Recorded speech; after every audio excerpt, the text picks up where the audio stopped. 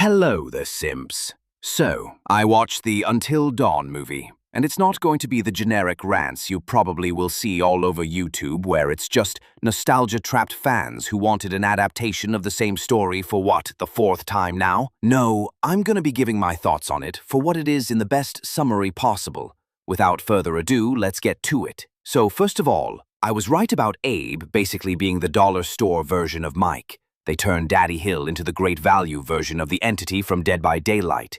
This is a retcon since he was a legit therapist and his parents had to pay fees for it and stuff. The movie portraying Dr. Hill in this way also would imply Josh went through what our movie protagonists did, but off-screen, which adds a layer to things. And does this mean Rush of Blood is not in Josh's head and was happening in real time if we're going by the movie? You tell me. But they also changed how Wendigo are created, making it be a more psychological thing. And I do know Wendigo psychosis is a real thing, and since the movie was confirmed to be in the same universe as the game, I'd just like to say this is a big retcon, because Jack the Mac Daddy Fiddler's journal that trashly had read states that people can only turn into Wendigo through cannibalism, and says at the end, and I quote, "There is no other way," which meant there was no way to even loosely justify this change. And they made the Wendigo able to get stabbed, which is a hard nerf, but perhaps Wendigo that are created through the means that Dr. Hill is using are not as tough as Wendigo formed through cannibalism. Then they never actually explained what that big figure in the distance was. It could be Bigfoot, it may not be. Maybe if the movie gets a sequel, they could focus on it for more than 2 minutes. Overall, I give this movie a 6 out of 10.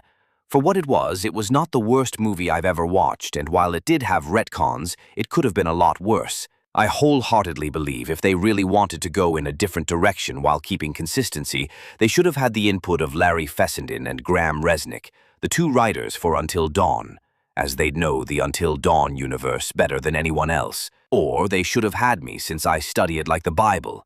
But that wasn't gonna happen because I'm basically a nobody to Sony. And Sony has massive beef with Supermassive ever since the Quarry incident, and they've seemingly been blacklisted from all future involvement with Until Dawn.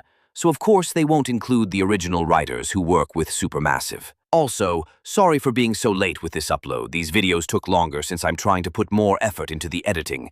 But I do actually have multiple videos made, and I plan to mass upload them this week. But anyways, this has been #1 Emily Davis Simp. Let's petition for me to be the new CEO of Sony, and I'll see you all in the next one.